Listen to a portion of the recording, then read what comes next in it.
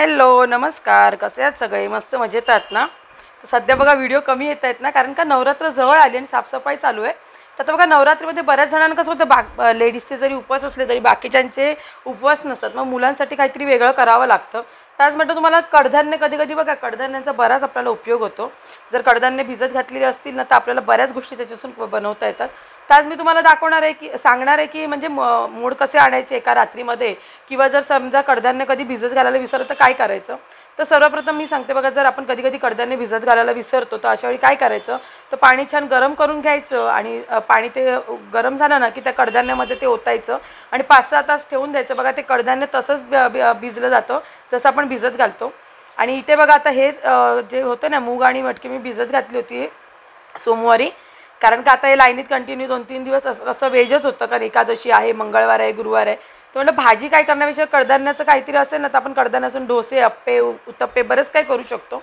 तर अशा प्रकारे मी रात्री बघा म्हणजे सकाळी सोमवारी सकाळी ना हे मूग आणि मटकी भिजत घातले होते. त्याच्यानंतर बघा पूर्ण असं पाणी काढून घ्यायचं, त्याच्यातलं पाण्याचा अंश जरा पण ठेवायचा नाही. आणि त्याच्यासाठी मग ती जी आपली कडधान्य आहेत ना ती जाळीवर ठेवायची.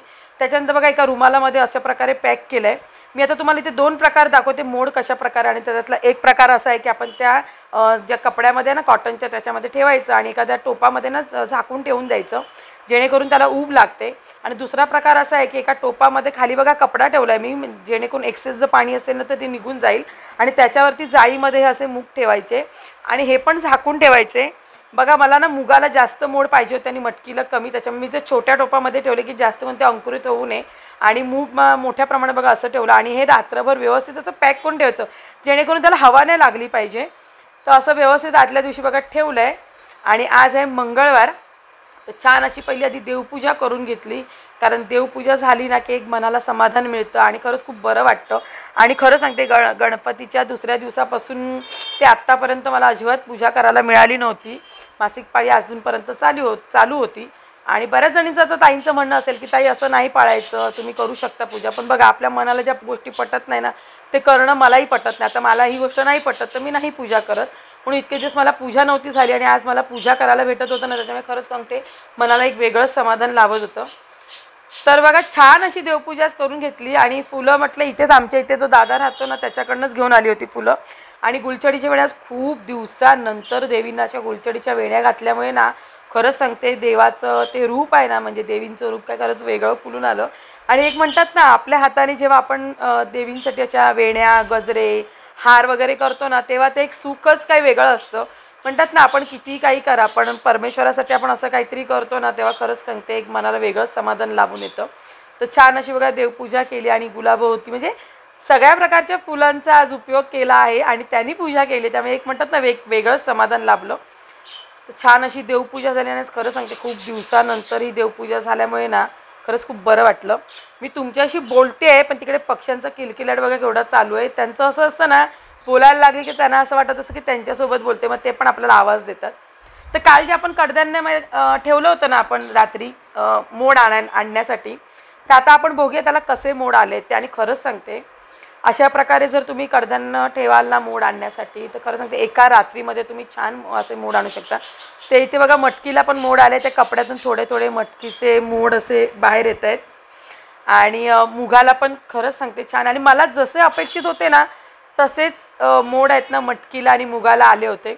एकाच दिवशी काय मी एवढं सगळं करणार नव्हती, पण म्हणतात ना आपण कडधान्य अशी भिजत घातलेली असेल ना तर पटकन आपल्याला एखादी रेसिपी जर करायची असेल ना तर खरंच प्रॉब्लेम होत नाही तेव्हा.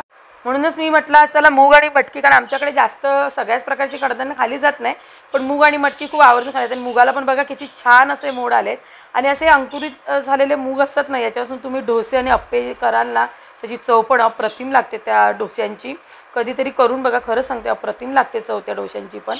तर बघा असे छान अंकुरित झाले बघा, किती मस्त वाटतात ना एका रात्रीमध्ये. आणि हे ठेवताना नेहमी ना उबदार जागी ठेवायचे. बघा सध्या वातावरण कसं आहे, पावसाळी आहे, कधी पाऊस असतो कधी ऊन असतं, त्याच्यामुळे ना असं वातावरण थंड गरम असतं. तर अशा वेळी जर तुम्ही अशा पद्धतीची ट्रिक वापरून जर तुम्ही कडधान्य भिजत घातली ना तर त्यांना असं तुम्ही मोड आणू शकता. आणि तुम्हाला ज्या पाहिजे, म्हणजे असं नाही की काही मूग मटकीच, तुम्हाला जी कडधान्य पाहिजे ती तुम्ही करू शकता. आता मी इथे तुम्हाला मूग मटकी, तर मी पावटा तो ऑलरेडी सोलून झाला आहे माझा, त्याच्यामुळे मला दाखवताना आला.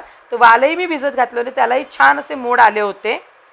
आता आता तुम्ही बघितलं की त्या कडधान्याला किती छान असे प्रकारचे मोड आले होते आणि जसे अपेक्षित होते तसेच आले होते, कारण मला मटकीला जास्त मोड आणायचे नव्हते आणि मुगाला जरा जास्त मोड पाहिजे आणि अपेक्षेप्रमाणे तसं झालं. आता हे अंकुरित झालेले जे मूग आहेत किंवा मटकी आहेत त्यांना साठवून कशी ठेवायची, तर आपल्याकडे बघा सर्रास आपल्या घरामध्ये अशा कापडी पिशव्या येतात, किंवा जर अशा नसतील तर तुम्ही कापडाच्या छोट्या छोट्या पिशव्या ज्या असतात ना, म्हणजे कॉटन जे आपण आता जसे आता मी मॅक्सी घातली तशा प्रकारचे जे कॉटनच्या पिशव्या असतात ना, तर त्या घ्यायच्या आणि याच्यामध्ये आपण ते कडधान्य ठेवायचंय आणि याच्यात ठेवल्यानंतर आपण ते फ्रीज मध्ये ठेवायचं. त्याचं कारण सांगते. कारण मोड कधी येतात, जेव्हा त्या धान्याला उष्णता लागते, जेव्हा ती उबदार म्हणजे उबदार जागी जर तुम्ही ठेवलात ना तर त्या व्यवस्थित जातात. काल आपण ठेवली ती जागा उबदार होते, त्याच्यामुळे मोड छान आले.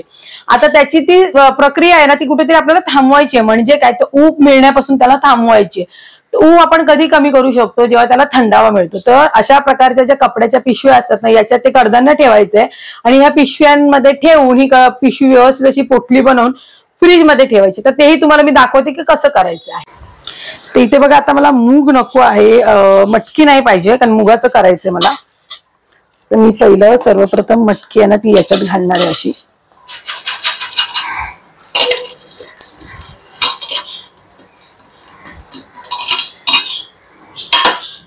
आणि मग नंतर हिला असं अशा प्रकारे आपण पॅक करायचंय. अशा प्रकारे बघा पॅक करून ठेवल्यानंतर ना याच्यातली जी प्रक्रिया असते ना उगवायची ते कमी. ही जर तुम्ही बाहेर अशीच ठेवली ना तर याला मोड येणार हे नक्कीच आहे, पण ही जर पिशवी तुम्ही फ्रीज मध्ये ठेवली तर त्याला मोड येणार नाही. तर आपण ही अशी पॅक करून आता फ्रीज मध्ये ठेवायची, कारण आज मला मटकीची गरज नाहीये. आज मी जे पण काय करणार ते मुगाचं करणार आहे. तर आता ही मटकी आपण फ्रीज मध्ये ठेवणार. आता याच्यातले मूग पण मला एवढे नको आहे. आता तुम्हाला दुसऱ्या दिवशी लगेच काढायचं तर दुसऱ्या प्रकारे मी दाखवते काय करणार आहे ते.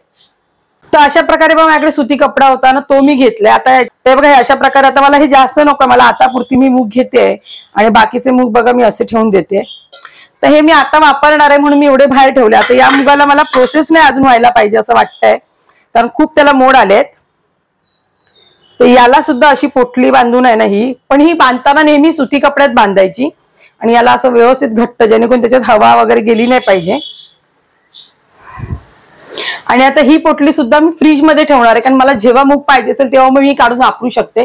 तर अशा प्रकारे तुम्ही पोटला करून ठेवू शकता आणि बाकी वेळा तुम्ही अदरवाईज असं वापरू शकता. बघा एका दिवसामध्ये, एका रात्रीमध्ये किती छान असे मोड आलेले आहेत.